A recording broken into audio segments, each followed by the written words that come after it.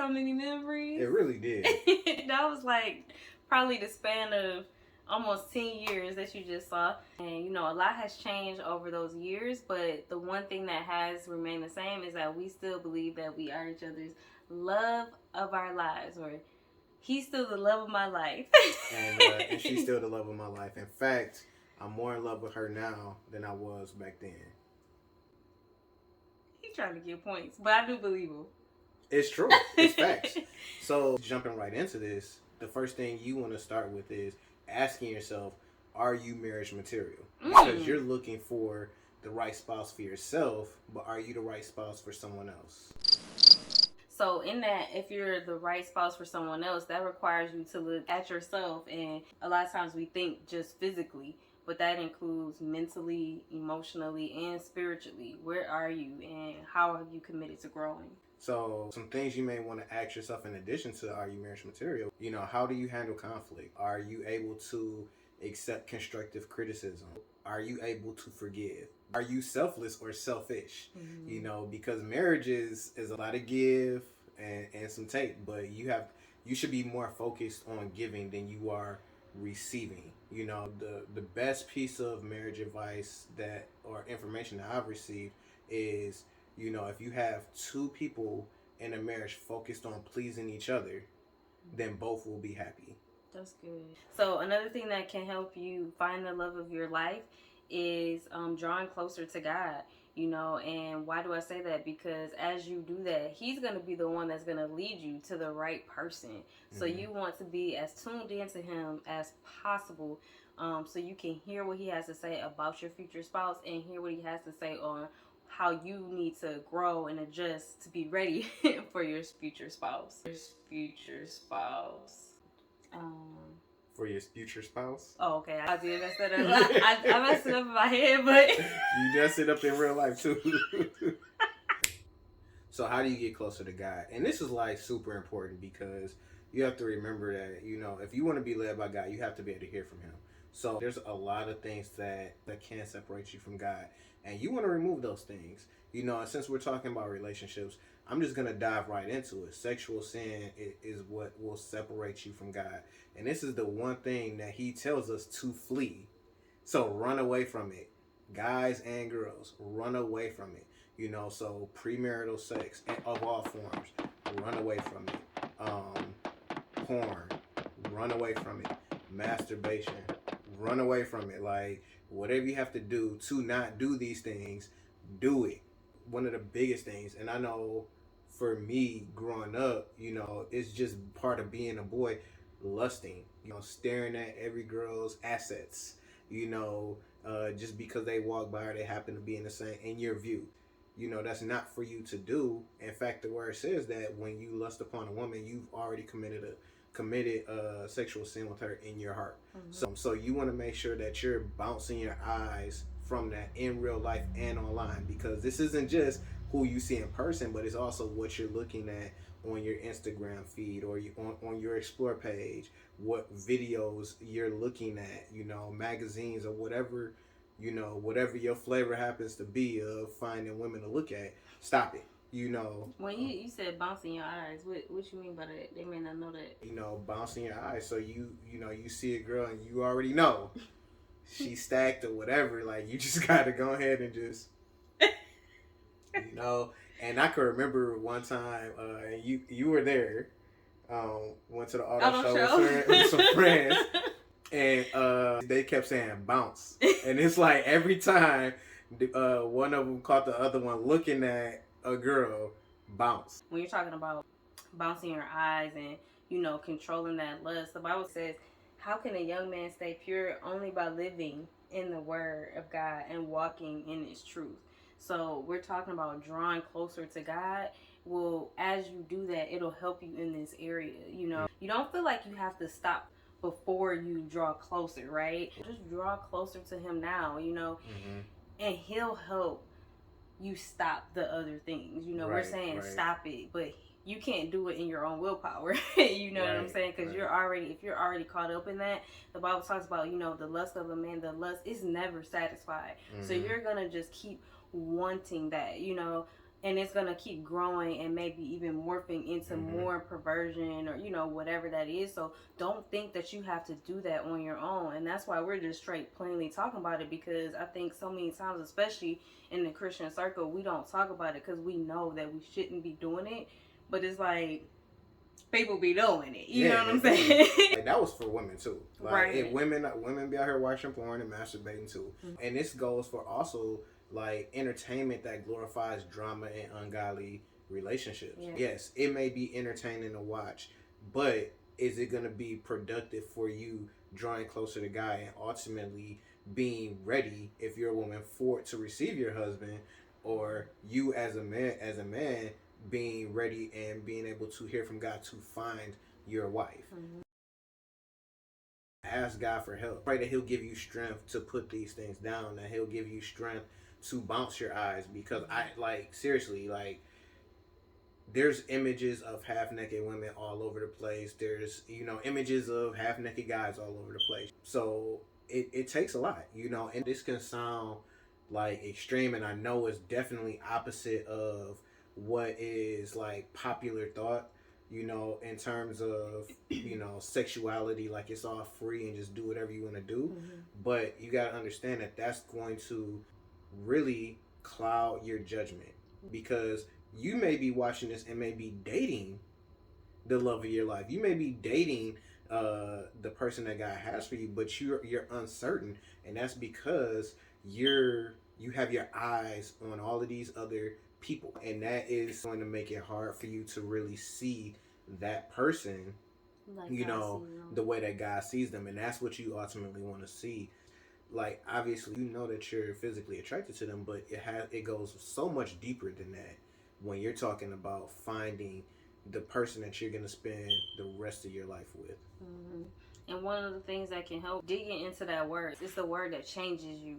It's not in your own strength, in your own will, because we already talked about it. Like, this stuff is strong, that lust can be strong, and it won't leave you alone until after you did what you did, and then you feel guilty. So dig into the word. It don't have to be super deep. You don't have to know the word chapter and verse. Google that situation that you're struggling with. We talked about like social media being a advocate for you instead of a hindrance for you. So use social media to find podcasts or messages, using the Bible app for devotionals or things like that can help you in the area that you're struggling with.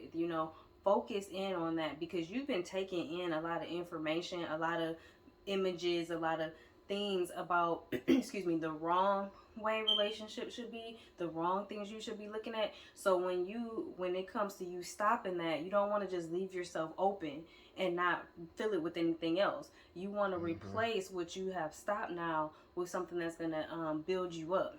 Right. So you want to replace that with the word of God in those areas. So when the same temptation comes at you, you're actually able to look away. You're actually able to turn it off, scroll past it, unfollow, do what's necessary for you to continue in that path on you finding the love of your life and becoming the best version that God has for you. So the next thing you need to do as you're getting closer to God is pray what you feel led to pray about finding your spouse. When I got really serious about, wanting to be married and finding my wife, I started doing that stuff first. I started working on bouncing my eyes and all of that stuff. But then I also prayed the Lord would help me to find her and help me to, not be bogged down into relationships or dating people that He knew wasn't for me. So I just asked that He would uproot them, and He honored that request that I made. I mean, I wouldn't be interested for more than like a couple of days, if I, approach somebody and we went out. It might be like one date or sometimes one or two phone conversations, and it was just like, I think I'm good. And then another thing that I just thought of with that is, if you're already in a relationship, praying for the strength. If you know that that's not the person that God has for you, if He's kind of revealed that to you, praying for the strength to walk away from that, because a good guy, that's not enough. You know what I'm saying? You want the right person for you. A good woman is not enough. You want the right woman for you and for your purpose. So in that, it can be hard, especially if you're already in a long-term relationship. Maybe you have already been physical with this person, so that makes it even harder to pull away. But asking God, give me the courage, give me the heart to do this, The because opportunity. yeah, and He will do that for you. So another thing that can help you find the love of your life is pursuing your purpose. When you're in your lane, when you're doing what God has called you to do, then you're already setting yourself up for the things that go attached to your purpose to bring that into your life. So including your mate, you know what I mean? We talked about that like when we first came back in each other's lives. Like I didn't know the details of what I was supposed to be doing, but I was definitely pursuing that more than the mate, Right, more than right, a right. spouse, more than a boyfriend. My mind was focused on, okay, God, what do you have me to do, rather than, okay, where can I go to find a man? That wasn't the idea. However, I still was open. So, and with that in mind, make sure that when you do see her, you shoot your shot. Like, don't be weird. Like the same way you would have done it any other time. Now that you're serious about finding a wife, don't get weird about it. Don't just be normal. Hey, my name is Danelle. How are you doing? Da, da, da. Just regular conversation. Like it's for some reason it seems like and maybe this is just some people I've been around, when they get serious about it, then it's like weird and they don't know how to talk no more and be regular whole conversation. So just be you. And ladies, if he comes at you in a nice way, like, don't just automatically shoot him down. You know what I'm saying? Get a man a chance. you That's know. right. Give And him a chance. if you're not attracted to him, if you don't like him, you can do that in a way where it's not like disrespectful Don't crush or him. Right, and guys, don't be sensitive. If she isn't interested, that's okay. Just move on. It's not the end of the world. Like, really, you're just you're pursuing, so that also comes with the risk. Yeah. So you just have to say, hey, guess it wasn't. That wasn't it, and move on. All right, so fellas, once you have introduced yourself and extended the invitation, like to go out and stuff like that, to get to know each other, and ladies, once you've accepted that invitation, focus on making a spiritual, emotional, and mental connection. Like the facts are, you already know that you're attracted to each other physically, so that's good. You good there. Move on from that. All right, focus on that spiritual, emotional, and mental connection. Like this is the everlasting part of your relationship. Because everything is going to evolve and change. Your appearance is going to change too. It doesn't have to look worse, but it's not going to look the same physically.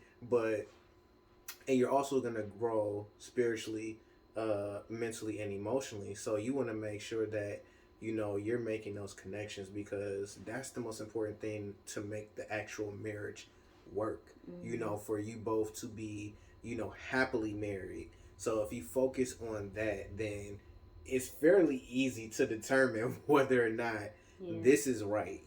Because sometimes you miss it, and we have to reference again the last video. So after you watch this one, go back and watch it. Hot topics you must discuss, because those are the things that can be deal breakers. Okay, and so don't forget, as you start to get to know the person on this deeper level, your physical attraction will it will start to kick in even more. So just making sure that you're including Holy Spirit on this, you're putting the right boundaries up to where you're protecting yourself, so you don't fall into like, okay, now you're having sex with this person, because that can cloud your judgment. God has things set up in order for a reason, and it's a lot of times to protect us.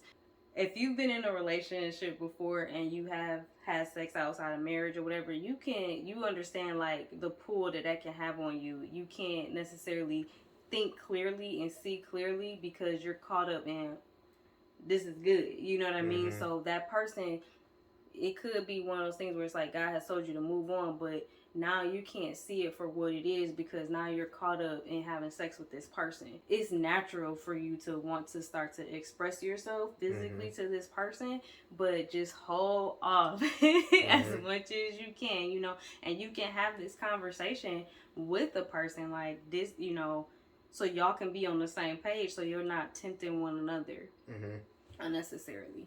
Right. And, you know, to add on to that, God created, you know, marriage because he wants us to be able to fulfill that desire, but in the way that he has designed for us to do it because, like Shanae said, it protects us.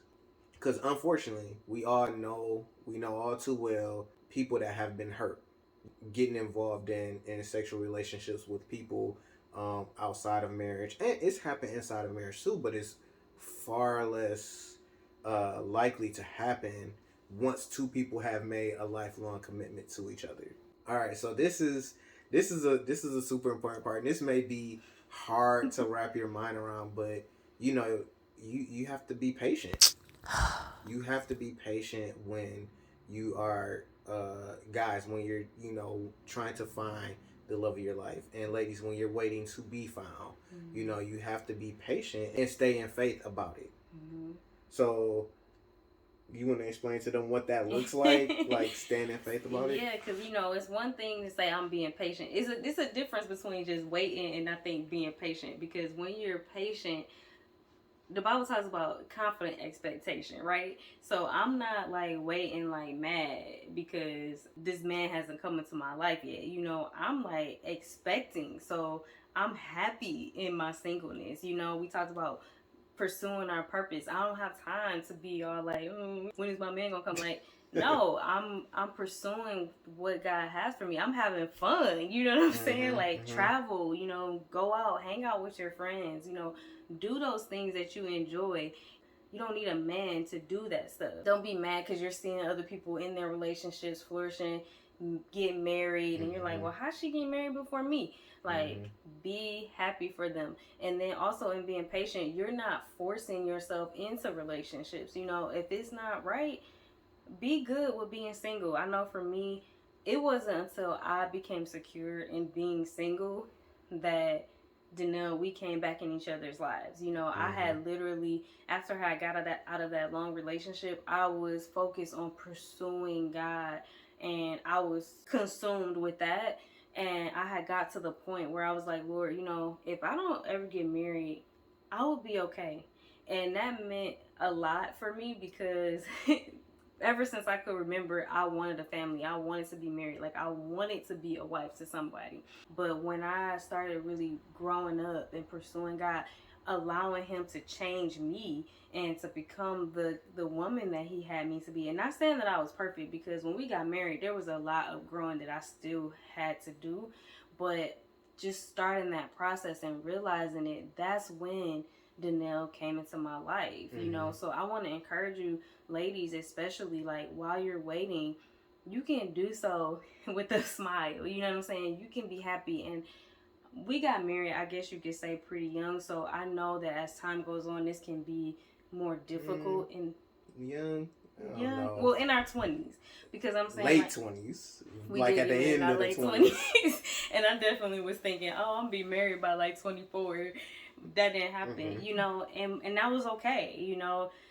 So being open to God if the plan changes, because, you know, you're not only growing up yourself, but God is preparing your spouse for you, remember. So the wait, you could be waiting on your man to, or your woman to mature a little bit. Maybe there's some things that God is still tweaking for them to be ready to come into your life. So you have to think not just about yourself, like, I'm ready, but allowing God, this is the time you're praying for your spouse. Right. I mean, because as Shanae has mentioned a couple times, like, we came back into each other's lives, and that's because we hung out like as freshmen in college. Like, I don't even want to say we dated. We just chilled a lot, you know. And we literally did. It wasn't no Netflix and chill. It was we just really just like was hanging out, and we liked each other. But I think ultimately it didn't like go anywhere because I wasn't the right guy for her at that time. You know, even though I was the person that God had set aside for her, you know, I just wasn't ready yet, you know, to be the man that she needed. And when, you know, we re-entered each other's lives 10 years later or whatever, however many years later it was, I was becoming that man, you know, and that's a long time if you think about it, you know. So that's why, you know, we're telling you, like, live your life, because faith is active. So if you're doing those things, you're actively waiting, you know, and that means that God, while maybe your husband, your future husband, isn't ready and God is preparing him, God is going to bring other things into your life that are fulfilling, you know. But you have to be open to that and not just be like, well, if I can't get my man, or if I can't find my wife, then I don't want to do this no more. Like, you have to be, you know, open. Like, God knows, like, he knows you had a desire, he wants you to, you know, that desire to be met, but you have to be willing to be patient and wait and faith about it.